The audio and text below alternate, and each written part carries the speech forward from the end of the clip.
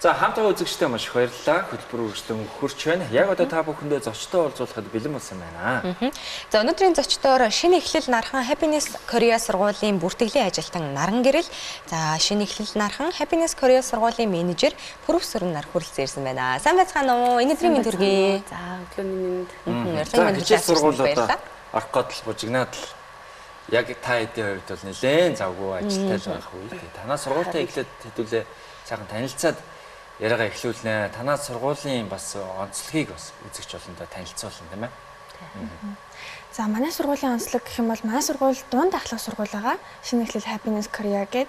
За 6-аас 12 дугаар ангийн суралцагчдыг илсэн авч үйл ажиллагаа явуулж байгаа. За тэгээд одоогийн байдлаар одоо хүүхдүүдэд гэх юм бол онцлог гэх юм бол хүүхдүүдэд бид нэр хичээл заан одоо гэрийн даалгавар өгнө гэсэн ойлголт юу нь бол байдаг шүү дээ. Манайх бол одоо сэтгэл зүйтэй илүү түлхүү ажиллах, тэгээд өөрийг нь хөгжүүлэх, сэтгэл зүйтэй бусдаа илүү ойлгож ярилцах, тэгээд энэ талаар нэлийн түлхүү чиглэж ажилладаг да. Happiness Korea гэдэг яг энэ нэрээр нь бас хүмүүс мэддэг болоо гэж бодож байна тий.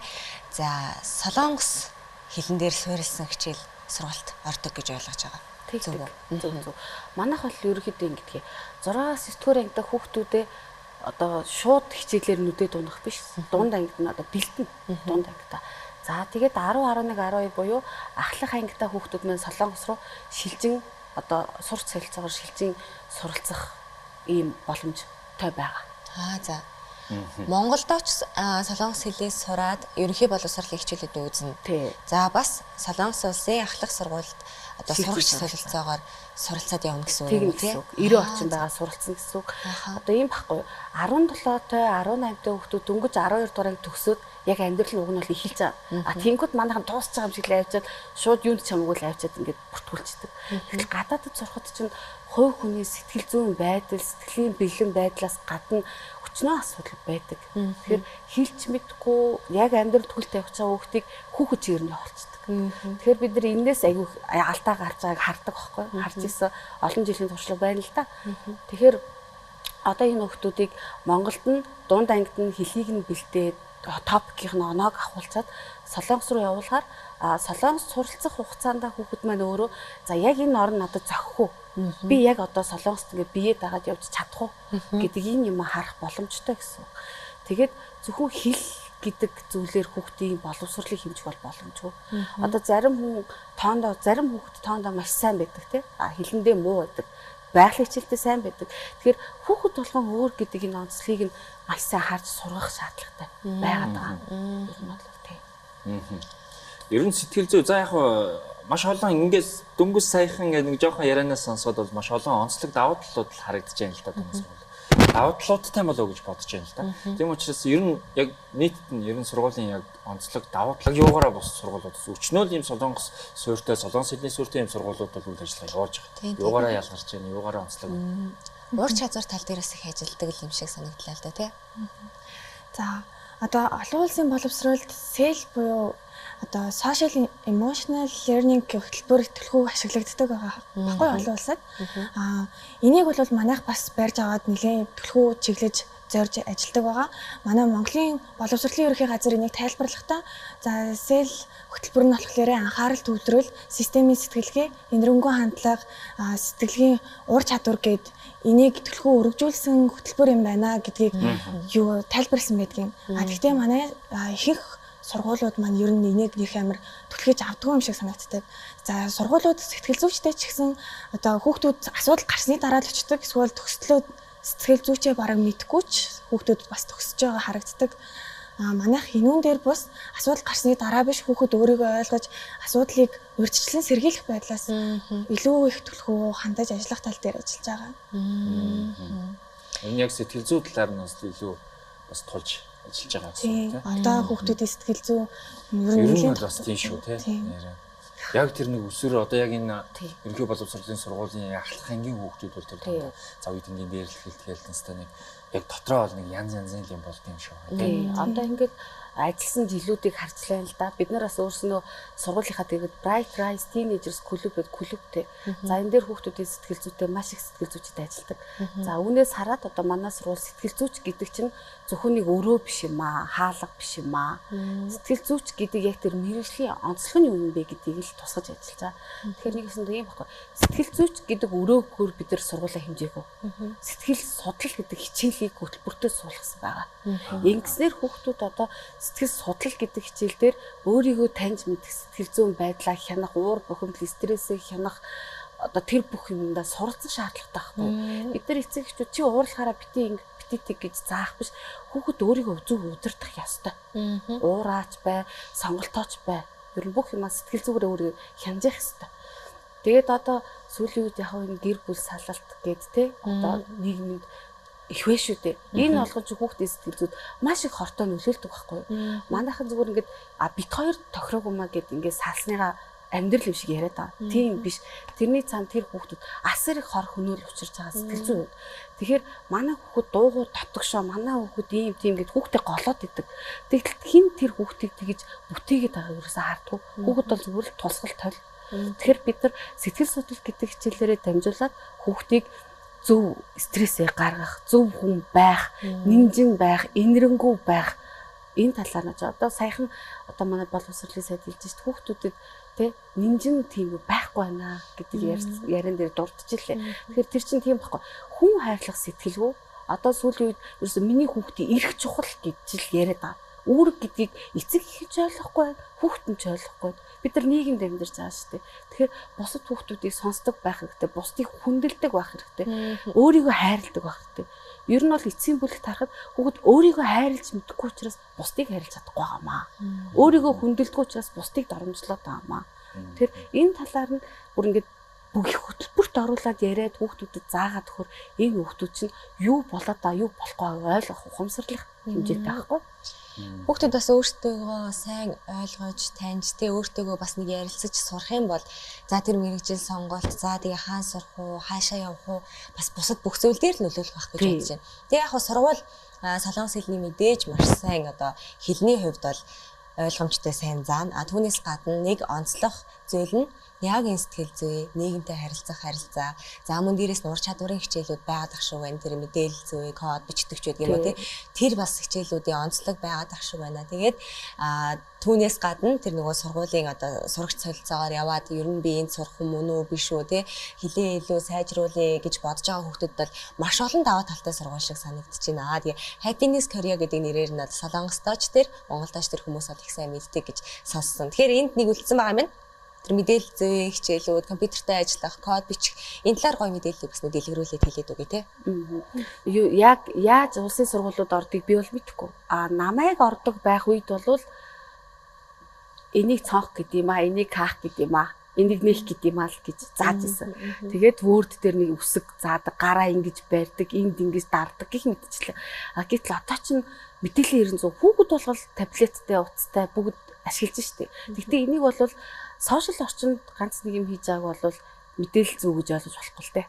Тэгэхээр манай сургуулийн тал дээр хүүхдүүд аппликейшн бичих, одоо код бичих, тоглоомын аппликейшн зохиох гэх мэтчлээ энэ чиглэлээр нь илүү дагнаж байгаа.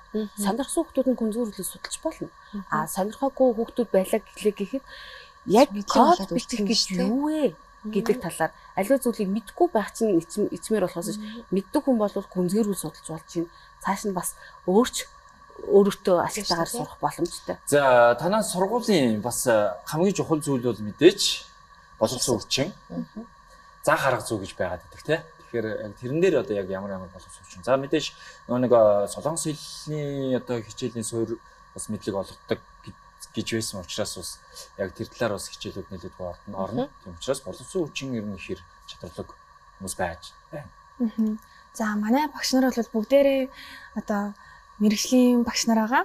За тэгээд гадаад хэл ордог багшнууд бол гадаад улсын одоо олон улсын лицензтэй, олон улсын багшлах хэрэгтэй багш нар байдаг. Тэгээд ямар тач одоо тухайн улсын иргэн гэхээсээ илүү багшлах хэрэгтэй тийм багш нар ордог гэдгээрээ даваа талтай ер нь. Зүгээр нэг солонгос хүн ирээд солонгос хэл зааж байгаа биш яг багшлах хэрэгтэй солонгос хүн ирж зааж байна гэж ойлгох нь зөв. Ааха. Тэгээ манайхаас англи хэлийг Филиппин багш ордог байхгүй. Тэгэхээр Филиппин багш нь өөрөө яг аль биесны багшлах эрхтэй олон улсын сертификаттай багш байсан. Тэгээ солилцооны түрүүндээс нэг солилцоог нэг дүрдээд өнгөрсөн. Тэрийг бол маш их сонирхож байгаа гэж бодож байна. За хэрхэн яаж ер нь тэр оюутан сурагч солилцоо явагддгийг, ер нь хүүхдүүдэд маань тэр солилцоо нь ямар үр дүнтэй ашигтай байдгийг тий. За энэ болохоор юм аамаа. Сурагч солилцоо гэдэг тэгэхээр ороод ирсэн одоо шинээр бүртгүүлж байгаа хүүхдүүд шууд явчихна гэсэн үг биш. Манай тэр дунд анги одоо бага анги төгсөж байгаа хүүхдүүд байгаа шүү дээ. Одоо чи эцэгчүүд хүүхдийнхээ ирээдүг нь холоо сардаг болчиход шүү дээ. Өнөө маргааш юм биш. Тэгэхээр бага анги төгсөж байгаа дунд ангид орох гэж байгаа эцэгчүүд бол илүү сайн анхаараасаа гэж би бол бодож байгаа. За энэ яадаг гэхээр 6-аас 9 буюу дунд анги манай сургууль дээр сурнаа. За мэдээж дунд нь сургуулиуд руугаа солонгос руу очиж сургуулиудаа үзэж танилцсанаа. За үүний дараа 10, 11, 12 доо шилжин сурах буюу улирлаар нь шилжин сурна. Яг л хичнээн одоо ахлах ангийн сурагч гэж байгаа боловч эдгээр чинь жоох хүүхдүүд байхгүй. 15-та 16-тай л хүүхдүүд байхгүй. Тэгэхээр уртын хугацаанд бүтэн жилээр байхад бас боломжгүй байхыг бид нар мэдсэн. Тэгэхээр нэг улирал суралцаад, дасаад, орчиндөө нийгэмдээ дасаад буцаад ирнэ. За эндээ харьцуулна шүү дээ тэр хүүхд чинь эндээ сурах уу, тэндээ сурах уу. За дахиад буцаад явна. Дахиад ирнэ. Гэх мэтлэн ингэж явж хагаад дунд сургуулаа, ахлах сургуулаа төгсөж байгаа. Тэгээд мэдээж тэр чинь төгсөөд яг үнэхээр солонгос улсыг одоо сонгоод суралцъя гэж бодож мэдээж наан тэр чинь очоод солилцоод ингээ очсон учраас нэг ойлголттой болсон тийм. За энд бол иймэрхүү байдалтай ингэж амьдрахад бол болно гэдэг зүйлийг бас нэг хүүхд бол дотроо ойлгоцсон байгаа шүү дээ. Ингэж явсан тийм. Ингэж явсаар давуу тал бүр маш том давуу тал байгаа. Зуучлалын төвөөр буюу зуучлалын байгууллагаар дамжуулахгүй байх гэдэг давуу тал байгаа. Одоо шинэ зуучлалын төв хүн болгоно одоо зуучлуулж байгаа учраас мөнгө төлнө шүү дээ. Гэтэл хүүхдүүд шууд 17, 18-тай жоохносоо шууд хэлний бэлтгэл гэдэг шат руу хүл тавьж байгаа. Тэгэнгүүт хэлний бэлтгэлийн төлбөр 20 сая, 30 сая сургуулиасаа хамаарат янз бүр байгаа. За очоод хүүхэд хэл мэдэхгүй, орчин мэдэхгүй, соёлыг ойлгохгүй шүү дээ. Тэгээд одоо янз бүрийн асуудалд ордог хүүхдүүд байна. Тэгээд дундаас нь шантраад ирдэг хүүхдүүд байна. Тэгэхээр энэ хүүхдүүд цаг хугацааг бол маш их алдчихж байгаа. Тэгээд буцаад ирээд Монголд явах гэхээр буцаад 1-р курсээс орно. Тэгээд гадаадд сурахад элсэлтийн ерөнхий шалгалт хэрэггүй байдаг учраас дахиад элсэлтийн ерөнхий шалгалтанд бэлдэнэ. Тэгэхээр хүүхэд асар их хорох хүн үл амсаж байгаа. Зөвхөн санхүүгээр бол хэмжих боломжгүй байхгүй. Цаг хугацаа гэдэг чинь юутай ч орчихгүй. Одоо тэр чухал үе шүү дээ. Тэр ийм үеийг алгасчдаг. Тэнгүүд хүүхдүүд сурах сонирхол болцдог. Үе тэнгийнхэн 3-4 курст ороод ирдэг 2. Тэгээ манай нөгөө дундаас нь шантраас ирсэн хүүхдүүд ээшээ онооч хул сууж байгаа. Тэгэхээр энэ тал дээр нь асуудал гарахгүй байхаараа манай сураад төгсөж байгаа хүүхдүүд бүгд тэтгэлэгтэй. Засгийн газрын тэтгэлэгт оруулж байна. За сургуулиудынхаа тэтгэлэгт 70-100% хамруулж байна. За манай сурч байгаа учраас топгийн оноогоо авах боломжтой. Гэхдээ энэ нэг аягүй солих хэрэгтэй. Танай сургууль явуулна гэсэн биз дээ. Гэж нэг юм ярих вэ гэж. Хараа 1000 сайн багш байгаад хичнээн сайн ном байгаад бүгд хичээхгүй бол юм сурахгүй. Тэгэхээр яг зорьсон чин сэтгэлээсээ сурах хүсэлтэй хүүхдүүд юм сурна. Тэр хүүхдүүд бүх боломж нээлттэй. Хичээлийн ерөнхий одоо хүүхдийн суралцж байгаа тэр арга барил тий. За тэгээд явцын одоо дүн гэж ярьдаг да тий. Ер нь хичээнгүй сайн хүүхдүүд сурагч солилцоогоор явхад ямар ч асуудал байхгүй гэж ойлгож болох юм байна тийм үү? Тэгэж ойлгож байна. За тэгээд сурагч солилцоо гэж сонсонгууд бас яг нэг тийм зурчлал юм шиг сонсогдож магадгүй тий.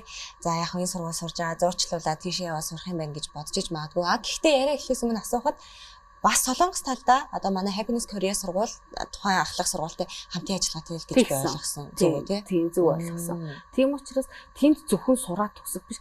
Тэнд нөгөө солилцоо гэдэг чинь тэнд сураад буцаж ирээд гэсэн уялдаа холбоо гэлээд байгаа байхгүй. За одоо эсэлт болох төгссөн байж тээ. Нилээн ойртсон байна. Тийм учраас ер нь яг танаа сургуулийг сонирхож байгаа эцэг эхчүүд сурагчид маань яг юу анхаарах хэрэгтэй. Ер нь ямар шалгуур байдгийг.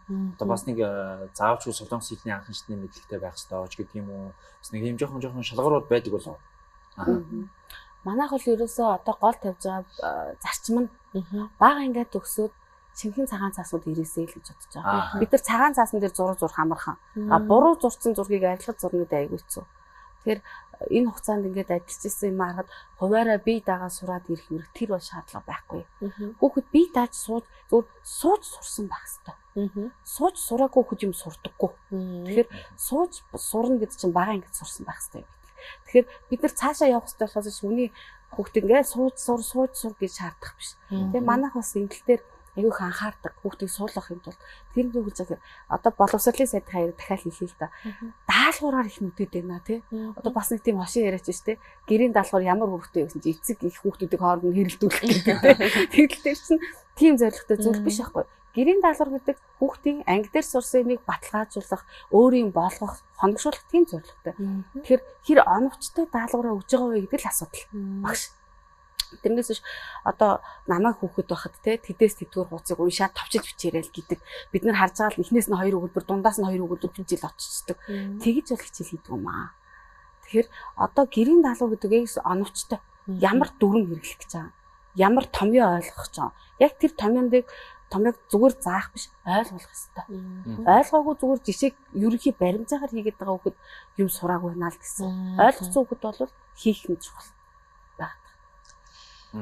За хаяг байрш тийм хаягийн хувьд яг хаана байрш тийм бас нэг эцэг эхчүүдэд бол хамгийн чухал зүйл бол тэр байгаа даа шүү дээ. Одоо бас нэг орчин нөхцөл бас ямар байна лээ. асуудал байгаа шүү тий. За манайх Суйсийн баруун хойно байршилтай байдаг. Тийм тэгээ одоогийн байдлаар манай сургуулийн маань бүртгэл эхэлчихсэн явж байгаа. 6 дугаар ангид орох хүүхдүүд бүртгүүлээд эхлэх гэсэн үг шүү дээ. Тэгээ 6 дугаар ангид орох болон түүнээс дээш ангийн хүүхдүүд бүгдийг бүртгүүлж болно гэж ойлгох юм тийм. За өшөө дэлгэрэнгүй бүр бицэрийн асууж амжаагүй тийм ер нь дэлгэрэнгүй мэдээллүүдийг бол танаа одоо байгууллага тэр сургуулиас болоод авах боломжтой. За сошиалаар бол авах боломжтой юу? Ямар хаягаар яаж орж мэдээлэл авах вэ? За манай сургууль бүртгүүлэх гэсэн юм бол Facebook хаягаар холбогдож байна. Манай Facebook хаяг маань болохоор шинэ эхлэл нархан гэд пэйж байгаа. Тэгээ мөн утсаар дэлгэрэнгүй мэдээлэл аваад тэгээ хурж ирж болно. Манай утасны дугаар маань 9550 3049. Тэгээд 9004547. Усны дугаараар холбогдоод мэдээлэл авч олж гин. Өөрийн биеэр орчоод мэдээлэл авч олж гин. Одоо тэгээд намар 9 сарын 1 боллоо. Хаяанд ирлээ. Тэгэхээр бас яравчлаад манай эцэг эхчүүд хүүхдэдэд давуулаад очих байхаа гэж бодож байна. Тэгээд 6 дугаар ангид орох гэж байгаа хүүхдтэй. За 7 дугаар анги, 8 дугаар анги, 9, 10, 11, 12 дугаар ангид орох гэж байгаа хүүхдүүдтэй эцэг эхчүүд маань байх юм бол энэ мэдээлэл та бүхэнд маань үнэхээр хэрэгтэй байсан байх гэж бодож байна. Тэгээд маш олон хүүхдүүдэд за тэр их цаг завыг нь хэмнэх боломжийг олгож байгаа. За тэр бас одоо тийм их мөнгө төгрөгийг хэмнэх боломжийг олгож байгаа танай сургуулийн одоо сургуульд маш их баярлалаа. Цаашдынх нь үйл ажиллагаанд нас өндрөөс өндөр амжилтыг хүсье. За бидний ярилцах хугацаа өндөрлөгдсөн байна. Тэгсмэл нь эцэг эхчүүд сурагч хүүхдүүдтэй хандаад бас нэг сургуультай өрөөч. За ерөнхийдөө ирээдүйдээ одоо гадаадд боловсрол эзэмшнэ гэсэн ийм зорилготой байвал эхнээс нь суурай зүг тавиарай л гэж айгүй анхааруулж уриалж хэлмээр байна. Тэгэхээр бага ангид төгсөөд дунд ангид орох гэж байгаа хүүхдүүдээ л манай сургуулийг сонирхоод үзээрэй гэж уриалж байна. За маш их баярлалаа тавьчихлаа. Баярлалаа үзэгчдээ. Өнөөдрийн зочдоор шинэ эхлэл нархан Happiness Korea сургуулийн бүртгэлийн ажилтан Наран Гэрэл, шинэ эхлэл нархан Happiness Korea сургуулийн менежер Профессор нар оролцлоо. За хамтдаа үзэгч та бүхэндээ маш их баярлалаа. Хөтөлбөрийн дөрөв өндөрлөж байна. Маргааш шинэ цагт иргэн уулзлаа. Түр баяртай.